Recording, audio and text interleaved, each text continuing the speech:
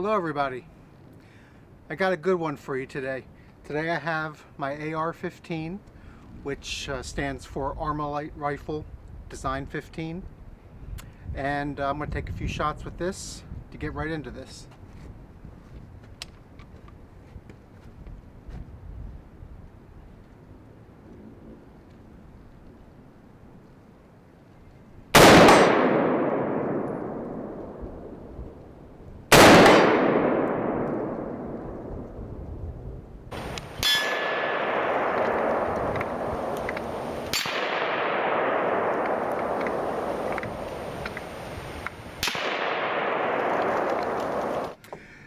What you can see that I'm shooting down there is the target that I usually refer to as the 60-yard target.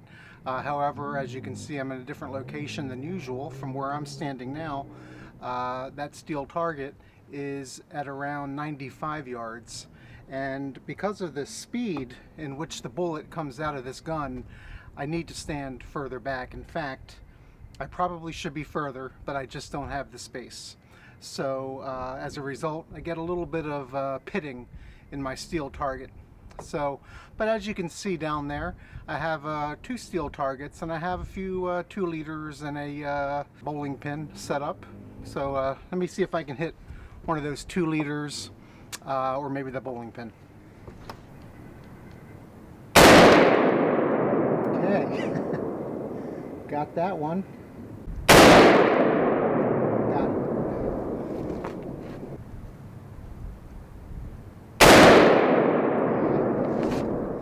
I wanted to give you a little bit of information about this gun. What I'm going to do in order to show this to you is I'm going to take the magazine out. Now I actually have another round in there, so I'm going to shoot it. Well, this gun is empty now, and I'm going to check. And I'm right. So let me show you a few things about this this gun. Let me get a little closer here. So basically, you have 2 halves of the rifle. You have the lower and you have the upper, and I can show that to you really quick. I'm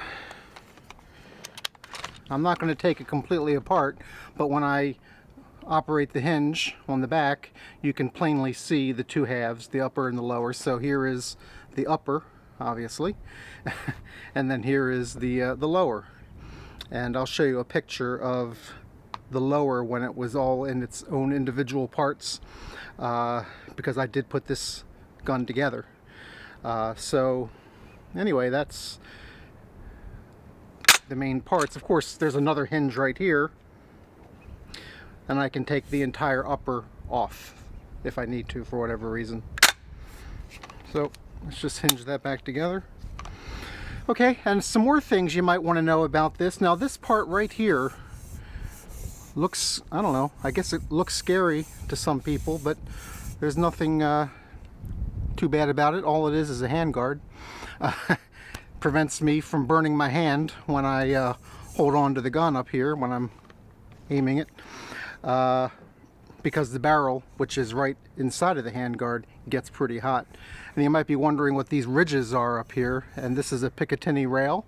The Picatinny rail does exactly what you can see it's doing. It's holding some accessories on here, like I have a front sight, I have a rear sight, which I'm not using, so I'm going to put them back down.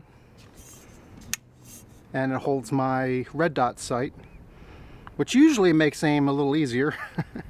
Okay, and of course I can put other accessories on here as well.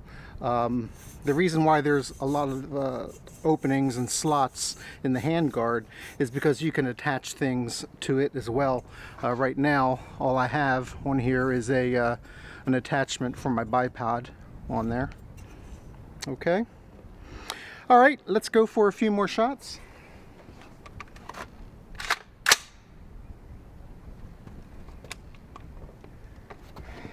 All right, that 2 liter is not cooperating. Let me get that.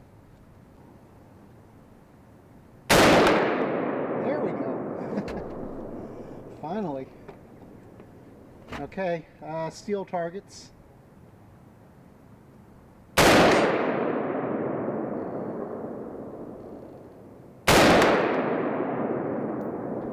Really knocks that one around.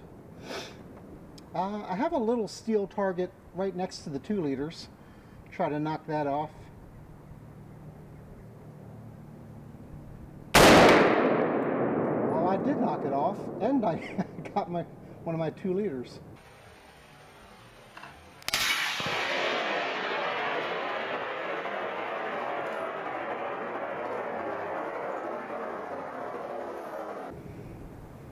All right. And let's go for that final 2 liter. Got it. Now I want to show you a few things.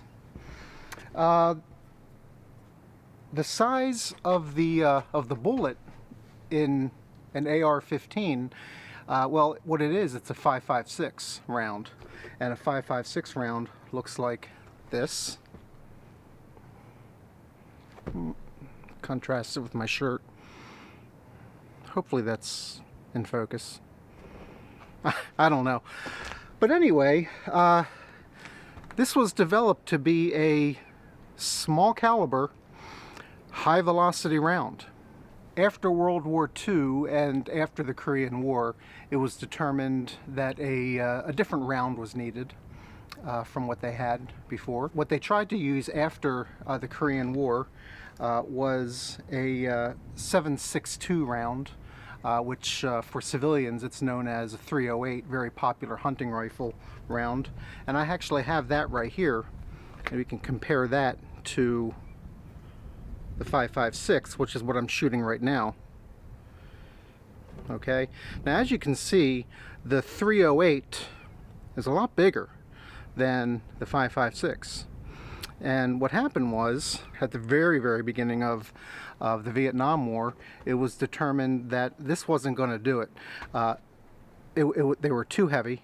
The soldiers could not carry as much ammunition with this. They couldn't have as much ammunition in the gun.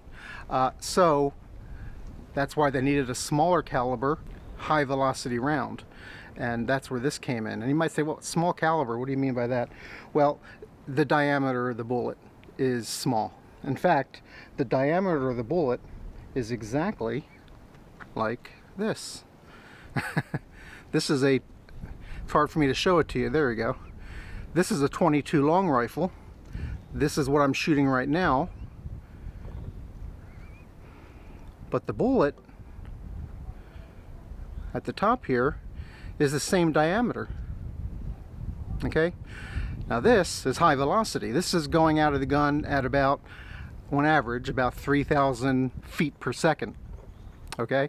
Whereas this is going to go out of my pistol, which you saw a few videos ago, at around 1,100 a second, feet per second. This is what they needed. They needed a smaller caliber round so they can fit more into a magazine, and it's a lot lighter. So this proved to be what they were looking for. All right, how about I take a few more shots?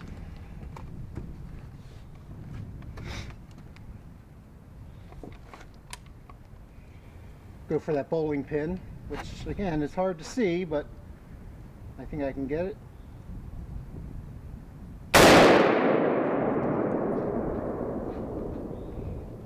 There we go again.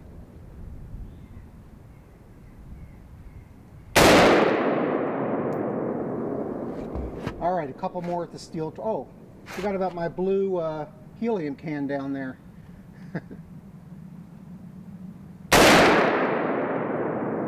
You might say, you missed. And I guess I did, because I hit my turkey down there. I didn't want to hit my turkey. I'm going to try that again.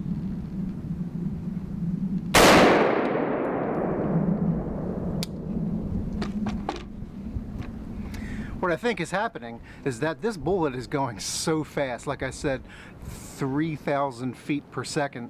It's going straight through that helium tank. I'm hitting it. I know I'm hitting it. It's going straight through. It's not even moving the tank. But anyway, I hope you enjoyed that video for today, and I'll talk to you next time. Bye-bye.